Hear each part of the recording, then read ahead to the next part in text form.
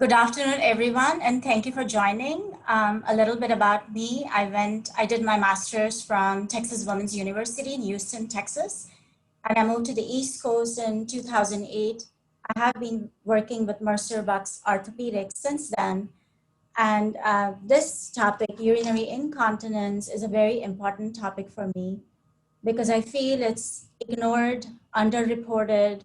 A lot of women do not seek medical help in time due to embarrassment. And there's a big bridge, there's a gap between women talking to their doctor about this issue. So the goal of creating today's presentation was to increase awareness about incontinence and also educate how physical therapy techniques can help bladder leakage. So the next 25 minutes, I'll be focusing on types of incontinence, what incontinence is, the prevalence, and also speak more about physical therapy part of it. So before we get started, I would like everyone to have a full-size bath towel. I have one right here in front of me, and we're going to need this for the demonstration of exercises. Make sure you're sitting in a chair with a firm seat and a backrest. So what exactly is incontinence? Incontinence is a condition with involuntary loss of urine. It's urine leakage when you don't want it to happen. So the terms incontinence and leakage mean the same thing. It's more common in women than men because women have a shorter urethra. And I have two bands here in front of me. The orange band is a female urethra, which is 4 to 6 centimeters long, while a man's urethra is much more longer. It's 15 to 20 centimeters long. And this also explains why women get more UTIs than men do because the organisms have less entry, less resistance to enter the urinary tract. It's often underreported. A lot of females feel shame and embarrassment in talking to their doctor about this problem. So definitely talk to your doctor when you get this issue. Leakage is a common issue all over the world. Most of us experience it at some point of our lives. It's common, but it is not normal. So this picture shows a female bladder, and surrounding the bladder are your pelvic floor muscles. So the urethral sphincter acts like a valve to prevent the flow of urine from the bladder. And I have a balloon in my hand. I inflated it a bit. That's the female bladder. And my hand is doing the job of the pelvic floor muscles. So right here. So the more my hand squeezes, it's preventing the air from the balloon leaking. And it's just performing the job of the pelvic floor muscles. All right, so in this slide, the pelvic floor muscles, that's what they look like, and they run in different directions. They're running from the front of the pubic bone. I hope everybody can see the cursor. That's your pubic bone right here, and it runs all the way in the back of the tailbone. And the muscles also connect different parts of the hip and the bones and ligaments of the pelvis to the spine. And so this shows that how they make connections with your spine and preventing low back pain, giving support to your hip, and also supporting the internal organs inside your pelvis. So when urine is getting stored in the bladder and we do not feel like going to the bathroom, that's when these guys are contracting all the time to prevent leakage. However, when it's time to go to the bathroom and empty the bladder, the pelvic floor muscles, they relax and they allow the bladder to empty as much as possible. There are three layers. The first and the second layer are more superficial. They'll close the urethra. While the third layer does a good job, it acts like a sling or a hammock, and it supports all the internal organs inside. And the risk factors. So age is definitely a risk factor. Older you get, the more likely you are to get it with pregnancy. And childbirth, repeated having babies, the weight of the fetus can push on the bladder and can lead to incontinence, while hysterectomy and menopause, there are hormonal changes associated with it, and it can lead to weakness of the internal muscles, and that can lead to incontinence as well. The main types are urge, stress, and mixed. There are other types as well, but for today's presentation, I'll be discussing on these three. Now, who gets it? So 25 million adult Americans, these numbers are pulled from the National Association for Continence in 2012. And I'm sure by now the numbers might have gone up. Even though anyone can suffer from incontinence, the risk is definitely more with age. And to prove that, I included a study from New Hope in 2012 that 25% of young women had it, while the numbers increased almost 50 to 57% in middle-aged and postmenopausal women, while in older women in nursing homes, the risk increased to 75%. 75% of women had it. So definitely see your doctor when you get this issue.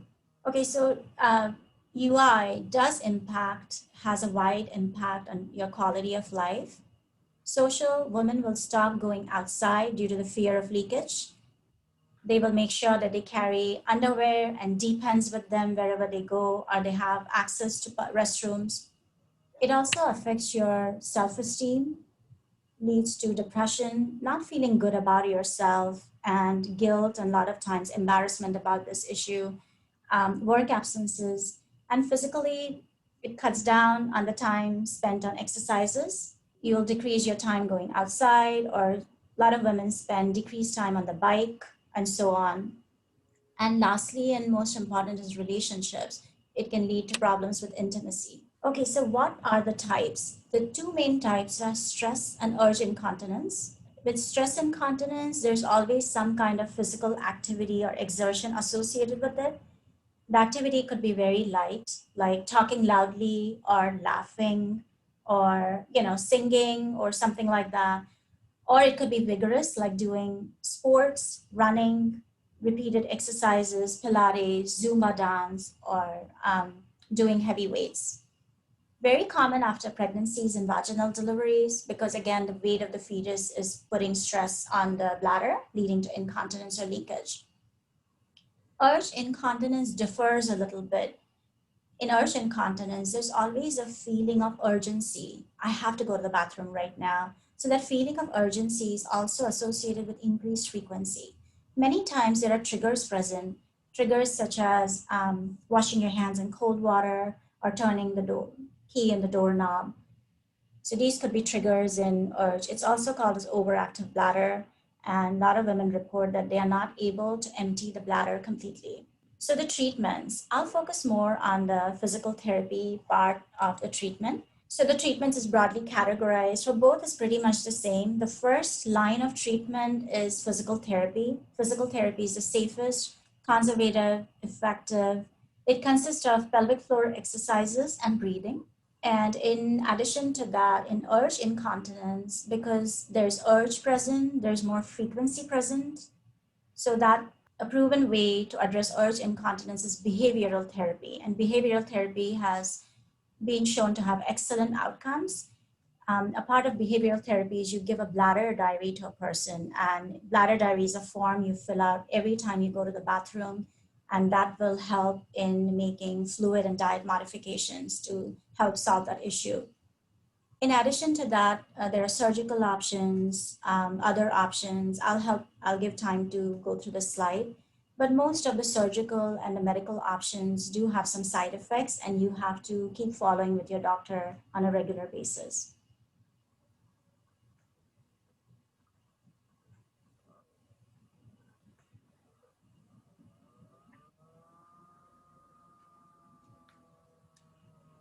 Okay, so let's dive deep into the physical therapy treatment. The physical therapy treatment, the first session will be an evaluation.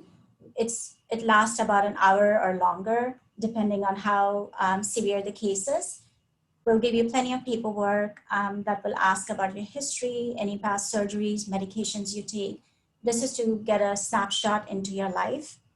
A lot of patients benefit with an internal pelvic exam, and this is to identify if if the pelvic floor muscles are tight. At times they could be relaxed. One side could be tighter, the other side could be elongated, or the person could just have a hard time relaxing the pelvic floor muscles. And a lot of times when patients are told to do Kegels, they do Kegels using the wrong muscles. So it's very important to make sure that you're doing Kegels exercises using your correct muscles. And breathing patterns. Breathing and your pelvic floor are connected to each other, and there's a strong relationship between the two, and it's basically a dance, and I'll explain it towards my presentation. So if you want to have better outcomes, you definitely want to make sure that you're breathing correctly. And Kegels exercises are done when you are breathing out, and you do not want to hold your breath while doing Kegels exercises.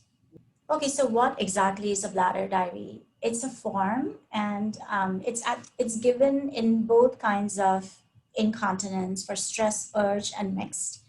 And let me skip to the next slide just to show what the form looks like. So this is the sample of the bladder diary, and you'll just put a check every time you go to the bathroom, and you'll record if you're leaking every time you go to the bathroom. Is there any urge, like a feeling of urgency associated with it? Are you leaking anytime along with the voiding or the going to the bathroom? And it will also give an idea of how much fluids you're taking, or are you taking too much fluids? Are you taking too little fluids? So this will help the therapist to identify if you're dehydrated or you're consuming too much of caffeine. Caffeine are identified as bladder irritants. And once you've filled the bladder diary for a couple of days, then changes are made to your diet, lifestyles, and the problem of the urge and the frequency can be resolved. That's the bladder diary. So a lot of studies have been done in this area, and I'll be happy to share the research if anyone is interested. And I call them the 5 C's that contribute to increasing acidity of the urine. And these lead to more urgency or the frequency of urination. And they are cocktails, carbonated drinks, like diet soda, Pepsi, Coke, caffeine, citrus, and chocolate. Basically all good stuff that we like. And once you have identified the irritants, you don't have to stop taking them completely. You can just decrease the amount and see what effect it makes, what difference it makes on the frequency and the urge. Now, these are some less irritating effect on the bladder, and they are more alkaline in nature. So there are pears, watermelons, apricots, papayas, kava. Kava beverages is basically black tea made in sunlight, and it's more alkaline, and it has less irritating effect on the bladder. And non-citrus herbal teas. Okay, so I love the slide because it shows a side section of the female pelvis. And let me just move the cursor right here. The pink area is your pelvic floor muscles. And this is the front is your pubic bone. And in the back, you have your sacrum or the tailbone. So the pelvic floor muscle attaches different parts of the pelvis. And it gives support to all these organs inside. The organs are the bladder, and the uterus is behind the bladder, and then the rectum. In extreme cases, or hysterectomy or any kind of trauma to this area, the pink area, your pelvic floor muscles, can get weakened and descend down. If they descend down and they lose the muscle tone, the organs along with it are likely to come down. And in severe cases, it can lead to herniation or prolapse. So the pelvic floor muscles are definitely important to support all the structures.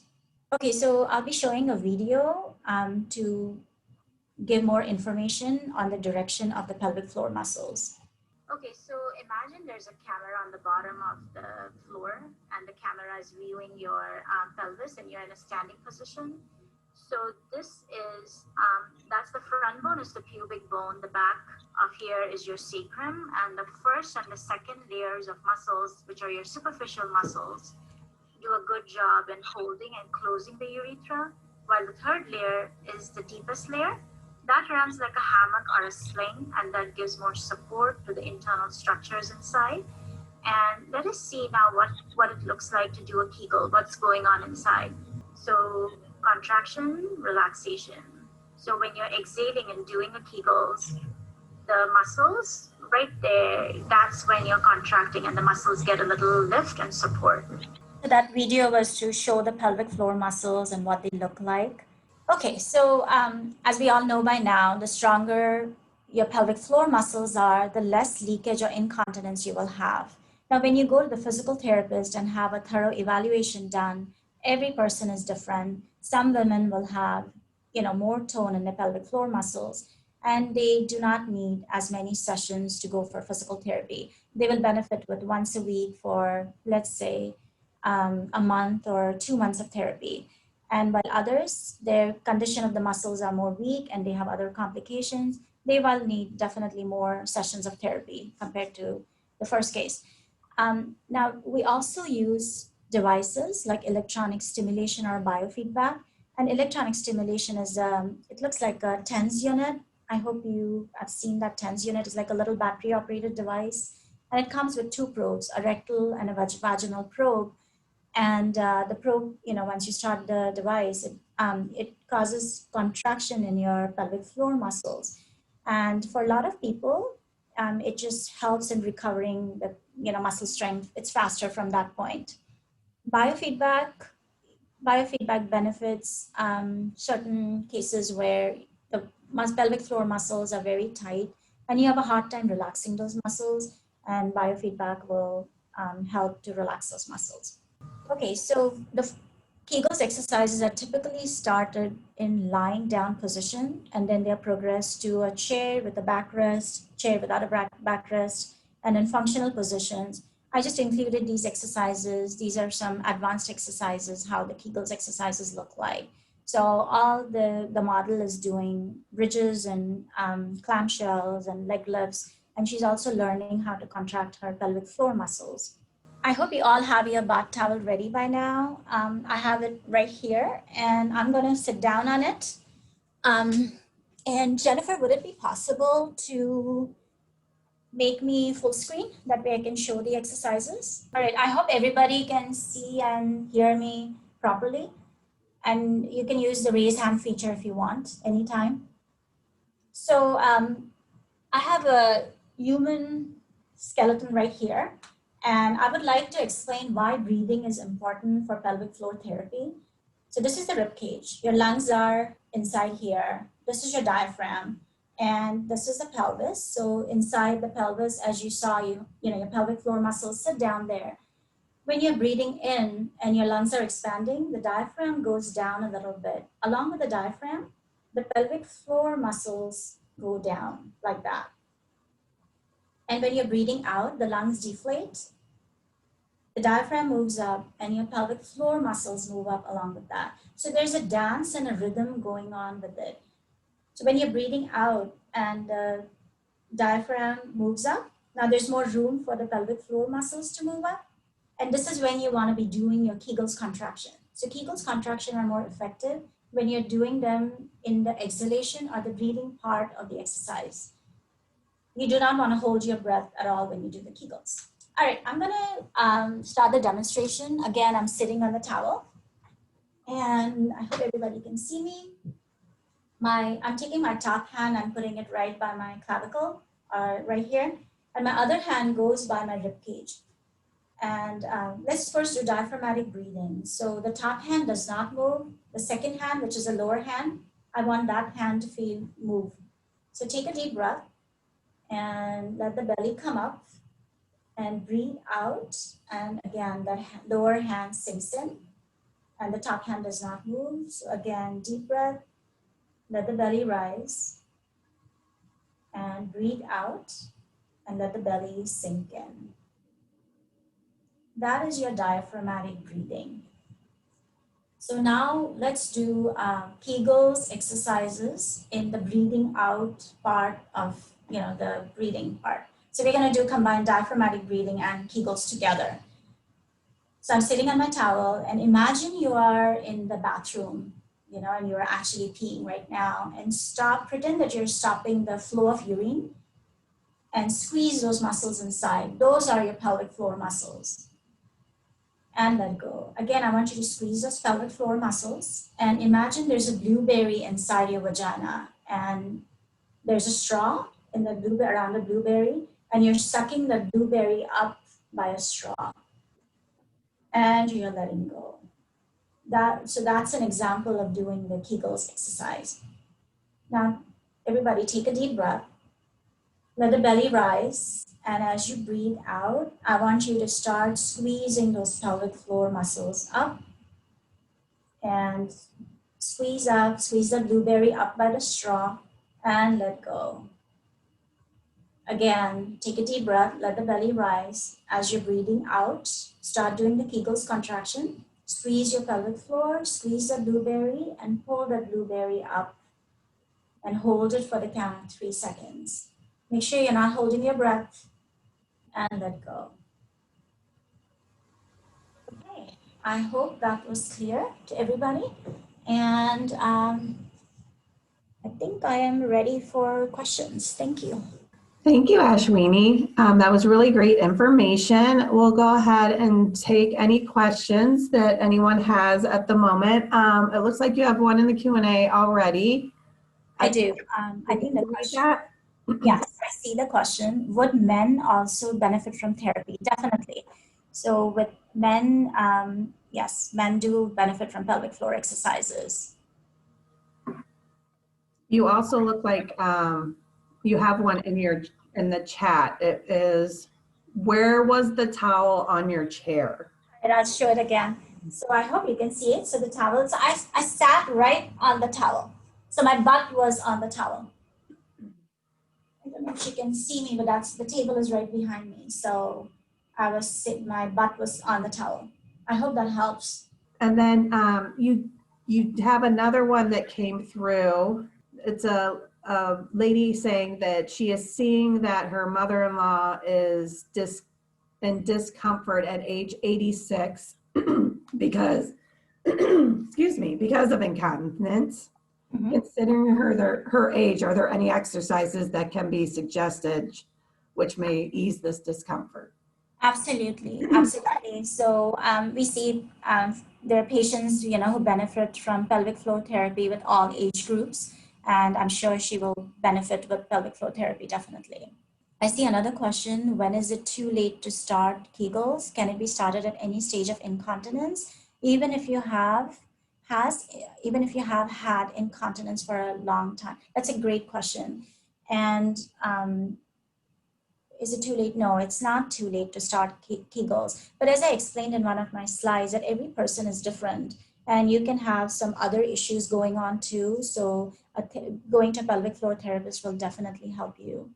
Another in a chat questions, I only do at night when sleeping. I only do at night when sleeping. I'm not sure if you can elaborate more. Are you trying to say that you have incontinence at night? If that's it, yeah, you'll still benefit from seeing a pelvic floor therapist. And then Tamara asked a question: was the towel parallel to your sits bone? It was yes. So that's a great question. So the towel is right parallel, and so it's like this, the towel, and I'm sitting right on top of it. So it's parallel. It's parallel to my sits bone. It's parallel to my pubic and my tailbone, if that helps. Or if you imagine north, south, and east, west, it's going in the north, south direction. I hope that helps. Okay, so Sujata asked a question: how many times should we do this exercise? Again, everybody is different, and the pelvic floor muscles, there are two kinds of muscle fibers. So some muscle fibers are fast twitch, while the others are slow twitch. So it depends what incontinence do you have? How much are you leaking? What is the strength? As I mentioned in the previous slide, that some of the muscles could be too tight, while others could have an imbalance. So it's very, everybody's different. So there's no cookie cutter recipe for all. Let me see, I see a few more questions. Just real quick, Ashwini, the person who was talking about only at night when sleeping, she's only experiencing incontinence at night when sleeping. Okay, great. Glad you answered that. And so, yeah, so definitely it sounds like it's very hard to get all the information through the Q&As, but if you want to email me at the end, I'll be happy to answer your questions. It sounds like there's more going on to it. Okay, so one more person says, I have stress on incontinence. I have the TOT, I don't know, I think it's the TheraBands, but not much benefit. Will Kegels help? Any other suggestion? Okay, so Nanda, I hope you've seen a pelvic floor therapist. And again, in some cases, you need a lot more than Kegels. Maybe you're not breathing correctly. Maybe there's something going on. So if Kegels is not helping, I'm sure you will benefit with an evaluation and doing other kinds of treatments too. So I hope that answers your question. And then Sujata says, can we do this in a virtual appointment? Yeah, I think you should reach out at the end and, we'll be able to take that question. Again, if it's a very simple issue, then yes. But if you need an internal exam, then no. For women with incontinence, so Tamara says, for women with incontinence and they use incontinence pads, can they get off of those with the exercises so they don't have to use them? That's a great question. And thank you for asking that question, Tamara. So yes, so incontinence, so strengthening your pelvic floor muscles has shown to decrease the leak issues, but it takes a while. In some, it can, in some women, it can take anywhere from 1 to 2 months, while in others, they need more strengthening and it takes time to build up the muscles. So, but it definitely helps. I would encourage you to give that a try. Yes. And Judy Young says to all panelists, when I have the urge to go, I cannot stop. Right. So when you get that feeling of that urgency, that's when you want to do those naps. So they are the fast contractions. Like you, so these are the fast contractions, and you quickly, you just hold it for like a second or so, and you do those contractions. And there's a lot more to this, Judy, but I'm just trying to, I hope that helps. I'm back to the questions. I think you're good on the chat. I'm back to the questions and I can answer this one. Will you have a tape of this talk? Yeah, so this talk is being recorded, and in 2 to 3 days, anyone who registered for this webinar will receive a recorded version of the webinar through a YouTube link. So keep an eye out. It'll be coming through Zoom, but keep an eye out for that recorded version. I don't see any more questions. Should we wait for a few more seconds? I see. They must be coming through quicker for me. Let me read this one to you. This is an anonymous one. When you are using the bathroom and holding your muscles and pee still comes out, is that an issue? Yes, it is an issue. Again, there are NACs that are fast contractions. So you do those quick contractions, and then there are slow contractions which are more long and detailed. This is to reinforce the stabilizing, the muscles, right? So the muscles have different rules. But yes, so when you have that urgency feelings, you definitely want to do those NACs or the fast contractions, and they get better with time. You're not going to see results in a few sessions or so. I hope that helps. Ashwini, here's another. Are there any herbs that can be taken to help? I don't know. I'm not sure about herbs, but I know a lot of holistic practitioners out there practice it. Yeah. Yeah, that's a great, I would be happy to look into it and get back to you on that. And then I'm back to the chat again, sorry. Is doing Kegel exercises a lifetime plan rather than a short-term solution? I'm not sure about this question. I think depends again on how severe the incontinence is. But I know a lot of women who after pregnancy have benefited from it, and they have not done it regularly. So the last slide I showed, I think it was slide number 21, the advanced strengthening exercises.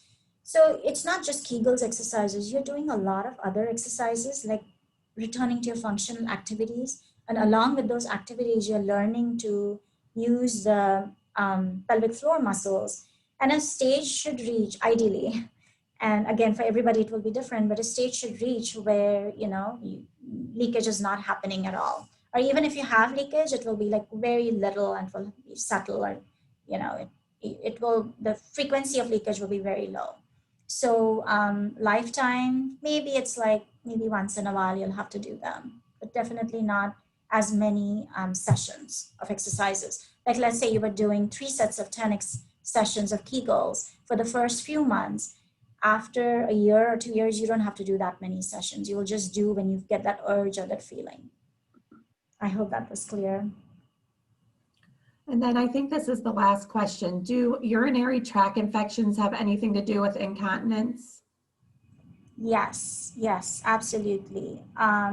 Urinary incontinence, correct. So, do I have that? Yes. So that's the female bladder, the female urethra, and that's the male urethra. The female urethra is much more shorter, and so that's why organisms can easily enter your urinary tract, and that's why you get all these infections.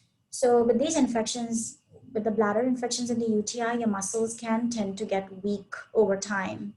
So with the burning and with menopause, I know I've seen a lot of women having that, and they were actually coming for back pain, but they had all these issues on the side. So yes, so they are connected to each other. So Kathy wrote this comment, and thank you for giving the presentation regarding the topic. I have been avoiding discussing with my doctor. Yes. So the whole point of giving this presentation was to bridge that gap, because a lot of females, a lot of women feel embarrassed talking to their doctor about this condition. And so I hope that, you get hope you see your doctor and you are comfortable discussing with your doctor about this. Thank you.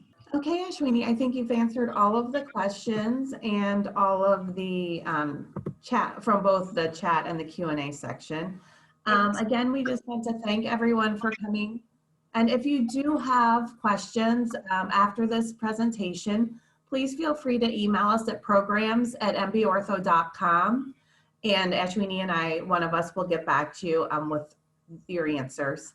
Anyway, thanks again, everyone. We hope you have a great rest of your day, and we hope to see you again soon. Thank you so much. Bye.